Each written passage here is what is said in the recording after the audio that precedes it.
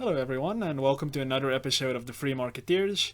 I'm Martin van Staden. I'm finally back from my somewhat extended break, and it's good to be back. And I was joined by Mpiyakhe Dhlamini, our data scientist, and Jacques Jonker, one of our legal and economic interns here at the FMF.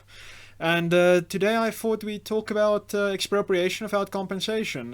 We haven't touched on this as a main theme in a while now, but it's obviously, I think, the most important topic that faces South Africa, and I hope many of you agree with me on that and are taking whatever little action that you may be able to help combat it.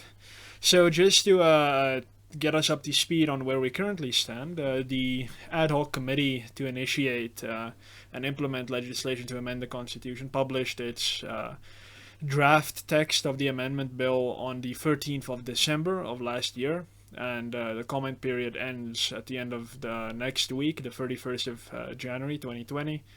And basically the amendment to the Constitution does two things.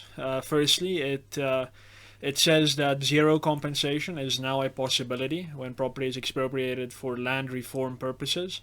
And secondly, it says that Parliament must, through legislation, determine under which circumstances this may happen, and then the courts must adjudicate in specific cases whether in those specific circumstances it is just and equitable for there to be zero compensation. So essentially the Parliament gets to draw up a list, and then the courts get some type of oversight on that. Now, the committee itself has in recent days said that they're going to change the bill again and give that determining power to the president, or to the executive at least, so that the courts, which are too slow apparently, don't have too much of a role to play. So to me that's very concerning, but let's see what the other gentlemen here have to say about EWC after 2 years of it coming. Let's start with you, Mpiyakhe. What do you think about these developments? Yeah, I still think it's theft. I think AWC is theft, like you've said before and we've said before. And so I hope the process is followed according to the Constitution, in as much as we push them to do so, and I hope everyone opposes it, obviously.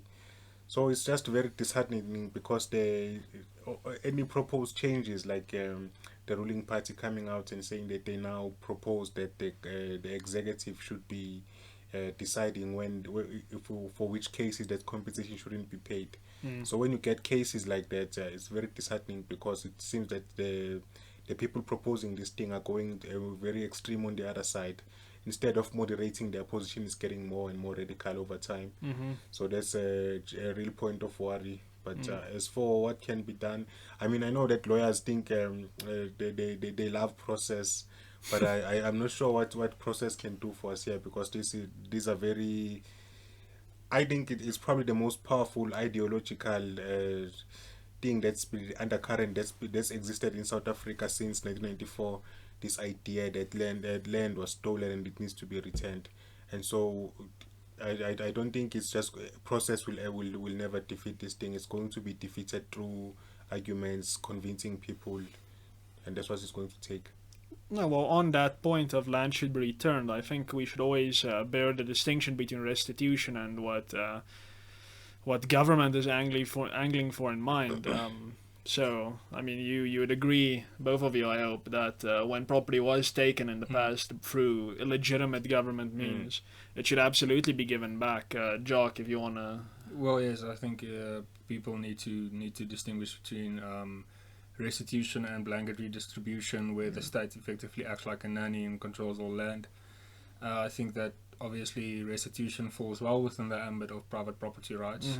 If your property was unlawful and illegitimately taken from you, it should be returned to you. But if the person who is currently in ownership of the property, or in possession of it, however you want to state it, was not the guilty party who took it from you, they should be compensated according to the market value of their property. I think the fact that the government is basically trying to circumvent the constitutional requirement by creating this exception that the amount of compensation can be nil. I mean, it almost seems oxymoronic to say that you were compensated, the amount was just nothing. No compensation took place anyway. But I mean, this is just government trying to rely on semantics and subversion, or rather circumvention of the constitution. And maybe, Martin, you could touch on how rational it is, that idea is, that the constitution says compensation should be paid whenever property is expropriated, and you have some jurists saying that this compensation could be zero. So how rational or how constitutional that idea is? Yeah, so I mean, that's I think it's an extremely interesting topic in jurisprudence. Unfortunately, nobody really goes into the theory aspects of it, but I think they should, and that it comes down to this. So it's when the expropriation without compensation drama started, a lot of and geez, I say this lightly, I guess, but white South African jurists started saying, oh, no, please, don't amend the Constitution, because you can already do what you say you want to do with the Constitution. So it seemed like a very desperate, knee-jerk reaction. It's like, oh, dear goodness, we must protect the sanctity of the Constitution, which is very admirable, but then they try to I guess, make a concession, appease government by saying that you can already do what you want to do. Just amend it without changing the words. Yeah, so, and that's what it comes down to. So the Constitution says that compensation must be paid when property is expropriated. That compensation must be just and equitable, and the amount of compensation needs to be determined with regard to various factors, such as the history of acquisition of the property, the market value, I think the amount of financial assistance that the owners have received from government. So some jurists that I just referred to say that zero compensation can be just and equitable. That could be a just and equitable amount in certain circumstances. For instance, hopelessly indebted property where you owe government more money than the market value of your property. Therefore, government can just come and say, we take your property as payment of debt. Stuff like that, or whether, what's come up as this notion of labor tenants. If there are labor tenants on the property and they've been abused or something, then it might be just and equitable to pay no compensation. Now, my simple retort to that, and I think it's an airtight retort, is that the Constitution uses the word amount. The amount of compensation needs to be determined in specific circumstances. And while, of course, zero is a number, I'm not sure that in the jurisprudential, in the juristic sense, you can say that an amount can be akin to nothing. Obviously, in my view, the Constitution refers to something rather than nothing. Yeah. I mean, to me, that's relatively obvious. So my view has been from the start that this idea of the amendment simply making explicit that which is already implicit in the Constitution has been nonsensical, and that this is, in fact, a onslaught against the Constitution, an assault against the Constitution, rather than just a clarification. And I think we should get that straight. Yeah, and because what was.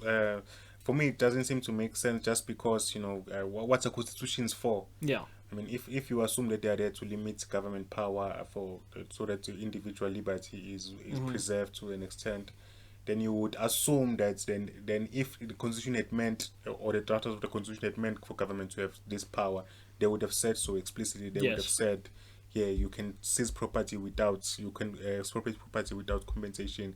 The fact that they didn't say so, then I feel we should be erring on the side of saying then they don't have the power, because it's not said anywhere that they have the power. Yeah, and I think we should also touch again on this idea of the president's reassurances. So from the start, President Ramaphosa, and up to now, he has said that we're going to do this in a constitutional way. We're going to make sure that it doesn't harm food security.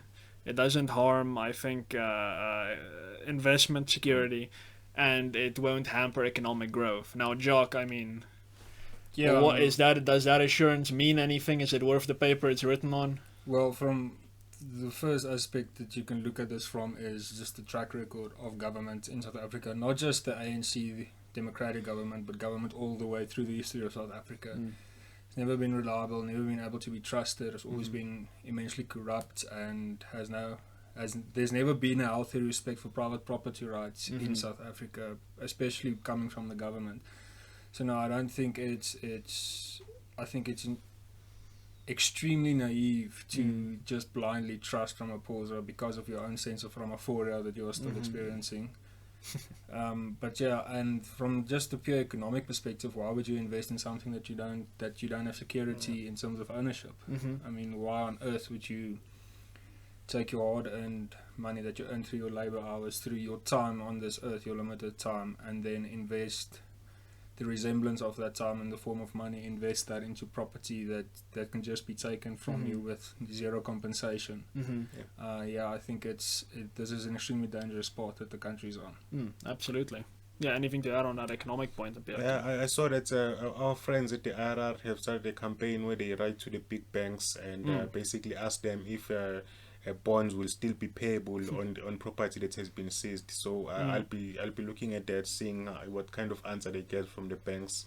But I would that's a very interesting aspect of this economic issue, because it just shows you how the kind of cascade you could get with EWC. You could have a situation where a relatively small number of people get their property seized, but everyone's property values are affected. Yeah. Just because you don't know who's going to get their property seized next, and so property becomes insecure for everyone in the country. And everyone, let's say there's a specific group of people who are most at risk of getting their property seized. Well, if you are a seller of property, whether you're black or white, if you sell to someone who's most likely to get their property seized, then that person is not going to buy from you. Because it's one of the things that people get lost, because economies are such interdependent things that you can't just harm one limited group of people and forget everyone else that they interact and trade with. So if you stop these people from being able to own secure property, then everyone else who could rely on these people to act as a market for them to sell into, then they don't have this market, and then it's going to drop property prices because of that and other reasons, of course. Yeah. No, what surprised me, and I think this is what led to the IRR's campaign, was that the member of the official opposition asked, I think, the Minister of Agriculture and Land Reform, whether after government expropriates, I think the question was specifically for farms, when they expropriate farms, will government then take over the debts of that farm and then pay off those monies owed to the bank? And it's funny, the ministers didn't even go into a complicated answer. The minister just said no. The government isn't going to take the debt. A simple no, period. So that's the way that the government dealt with that question, and I think the question that the IRR is posing to banks is a very important one. Yeah. Because I think our big corporates should have been making more of a noise about EWC, and they haven't, unfortunately. And now we're almost where the rubber meets the road. It's now we're down to brass tacks now. So if my property is seized, are you gonna come after me because I still owe you money as the bank? I don't think that would be. I don't think a court will allow that. Firstly, to the extent that our courts are still reasonably well trained, our judges, I don't think a court is going to say you need to pay for something that was seized from you by government. So the banks are in an interesting spot here. And really, if I were the banks, I would totally cooperate with the IRR and say, we totally agree, this is very worrying, and we don't want to act detrimentally towards our customers. So we're going to stand with those who favor liberty and property in this country and oppose EWC. So that is what I'm hoping comes from this campaign. Hopefully I'm not hoping against hope. But yeah, I think another aspect of EWC that I think we alluded to earlier that I think it must be emphasized. So I did an interview this morning on radio, and both the presenter and the person I was debating had this constant confusion between land reform and expropriation without compensation. For some reason, it seems to be that these ideas are being treated synonymously now in the public discourse, which is insanely worrying. I hadn't realized that it reached this point, because the Constitution already provides for many types of land reform, especially restitution, which is recognized in our common law as well, basic element of justice, and the security of tenure for people who have had insecure tenure in the past. That's what our Constitution provides for. That is land reform, and expropriation without compensation is very, very different. in that it's a power that is given to government to interfere in private affairs and take property, and then what happens after that is totally up to the government. Yeah. Now there are some examples where expropriation without compensation has been tried around the world. I know, Mpiyakhe, if you can go into some of them and maybe allude to some of the consequences of that. Oh yes, just here in Southern Africa, you have the famous case of Zimbabwe, but also other countries like Mozambique and other countries on the continent. So this has been tried, and obviously the big communist countries like Cuba, China, Russia, all of them have tried EWC or some version of it, and it has always ended badly. In China, for example, it led to a situation, it led to famine, and also in North Korea, it led to famine because, people, when you can't produce for yourself, then you're not going to be just incentivized to produce as much as you can. You're not going to be incentivized to invest into the land, to invest in capital, and so these things always lead to terrible consequences. I mean, it doesn't have to be famine. Sometimes it's famine, but sometimes it can just be simple as making land more expensive because people can't access it and can't keep it securely, or make it or devalue land rather. Devaluing land, and so this has been going on and so over and over again. So. Let's hope that it's not passed, but it's probably going to be passed. Yeah, and I mean, this definitely leads to the problem of the so-called commons. And I mean, you have formal economic training. Could you explain to the viewers what the tragedy of the commons means? Because I think that is very much the problem that happened in Cuba and Russia, and what we will experience as well. Basically means that where ownership is not specifically invested in somebody, and that confidence there is not there, then nobody has an incentive to take care of that property. Yeah. Because you feel, okay, well, I'm not going to gain anything from this property. Or you feel, maybe I'll gain something, but why am I the only one taking care of this? Yes. There's this constant conflict when it comes to property that's owned in the common sense, which I believe is a bit of an oxymoron. Yes. That is essentially the tragedy of the commons, is that where the ownership of something is not vested in an individual or specific individuals taking care of that actual property, that whole process is effectively undermined. Yeah, the way I like to always think about it is something that belongs to everybody effectively belongs to nobody. Yeah. Yes. Because if you have like a small plot of grazing land for your cattle, I mean, you know that your neighbor is coming with his cattle, so you're gonna try and graze it like through to the bone. You're going to try and maximize your benefit from that piece of land, even if you exhaust the land and it can't be used in the future. But if you own it, you're going to make sure you don't overgraze it, you don't overuse it, and you can reap rewards from it for many years to come. So, I mean, this is a good example of where the moral imperative of ownership and property rights actually has very tangible good consequences for society, in that it simply leads to productivity. It leads to it creates the incentive to conserve basically what exists. So there are two anecdotal examples I can think of that. In KZN, if you go to some of the more rural areas, there's a lot of farmers that have to share grazing land. And now the thing that they complain about, if it's actually interesting, is that other farmers are overgrazing the land, and then because there's no each farmer is not allocated their own area. It's just it's a communally shared, and so all of them have to end up using this one area, and then no one is happy about it. Literally, no one. You'll never meet someone who said, "Okay, I'm happy about this." They are always complaining about the next farmer, and then you go to the next farmer, and the next farmer is complaining about the previous guy. And so that's what's happened when you have the commons. Another example is there's a tendency, if you build, let's say, a stadium tomorrow for some community, let's say you're a government, and then what will happen is, first of all, the most valuable things like the metal will go to scrap dealers and so on. Eventually they'll get to the lawn and other things, they'll remove all of that. And so but interestingly enough, you never see this with private homes. Like a private owner of a private home can leave their house for 3 months and come back, and no one would have done anything like that. No one would have stripped it of the metal, stolen the copper or anything like that. It would just well, most likely, most of the time, like it would be a criminal act if they did. Yeah. Yes, but with government or municipal infrastructure, you can bet on it. You can bet money that it will be stripped soon. Yeah. With private property, yes, someone might break in and it's always a possibility, but it's very unlikely. So it's just an anecdote that I've noticed. I think people instinctively know what libertarians have been saying for years, and that is that so-called government property, public property, is in fact really nobody's. It doesn't belong to anyone, or alternatively, it belongs to everyone, and that means it effectively belongs to no one.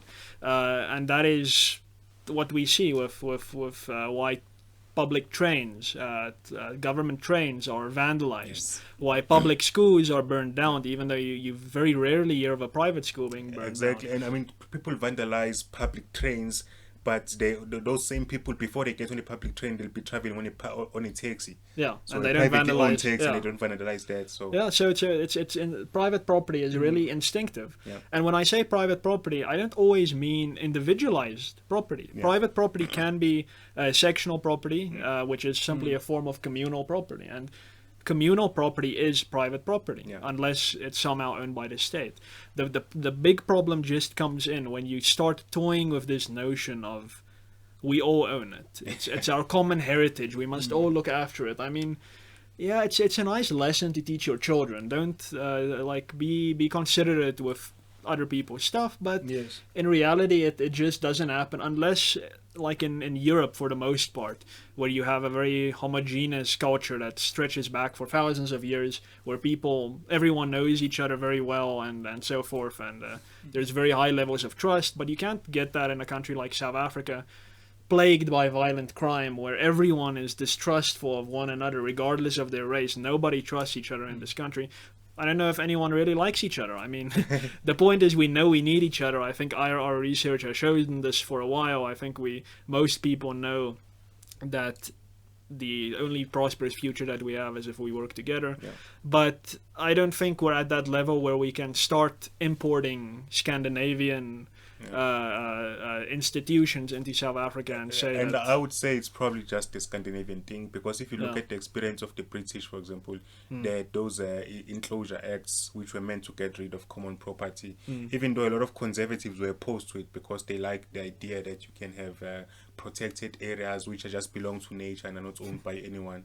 And so, but they still did that because they could see the economic consequences of having this unowned, ambiguous type of ownership of land. And so this is, and even today now they have a housing shortage because they still have too much of these what they call the green belts, which is green areas in Britain, which are sort of commonly owned by everyone.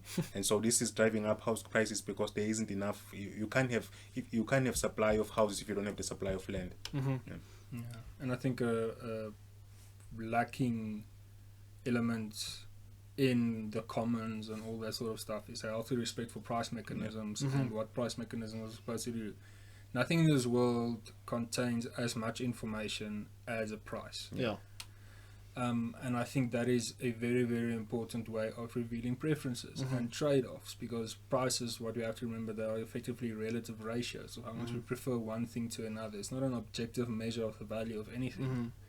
And I think this lacks in the commons, in the sense that we have, for instance, sectional titles where rights and responsibilities are laid out in a contract, etc., etc. You are willing to pay this much to use this much.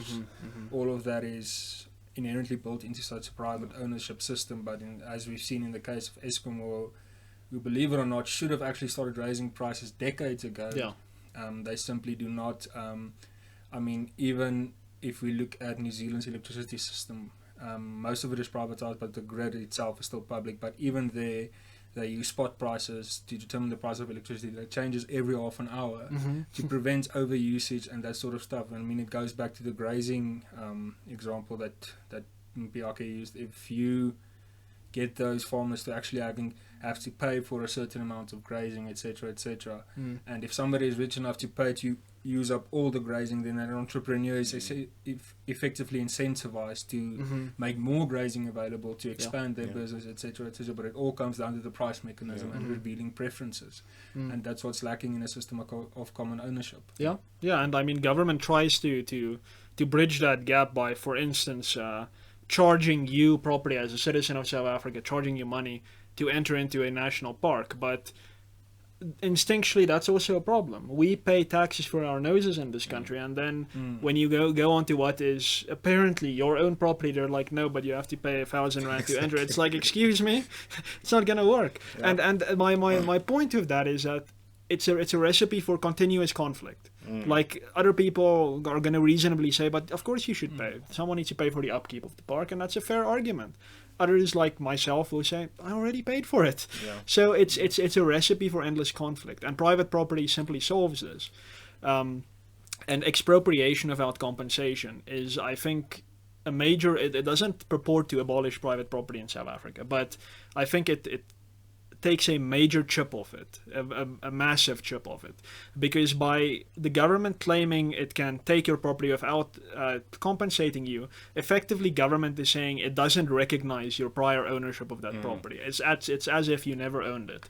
So that inherently devalues the institution of ownership. It makes it extremely precarious, and it makes any initiatives currently underway in South Africa to bring about 10-year security, for instance, Kaya Lam, that the FMF runs for people in townships, it really undermines those initiatives, because someone is very excited about a title deed. My property will be mine. I can go to sleep knowing that I can leave it to my descendants.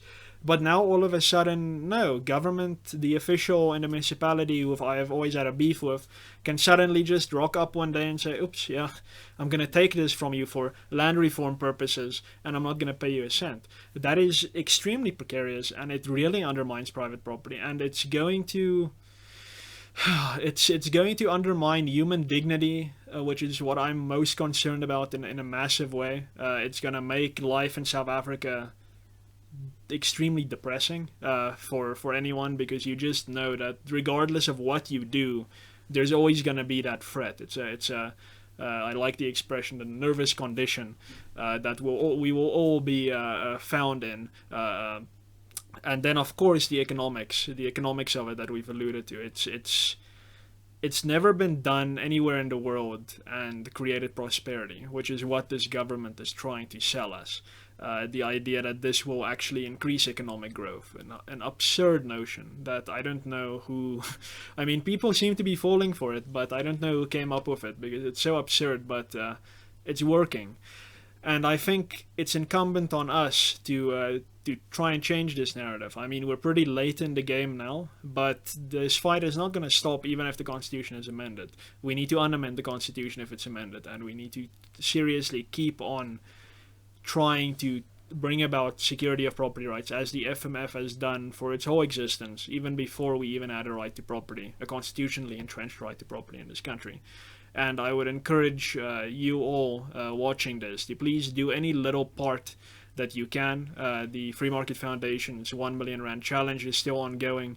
If you have a few rand to donate to us, it's on a big banner on our website. I think it's up until the 24th of January. Support organizations like the IRR, Sakeliga, many other initiatives that are against expropriation without compensation. Even when we vote next year, it's a municipal election, try and vote for a political party that does not want to expropriate your property without compensation. That may go a long way in indicating the preferences of the public and changing the narrative.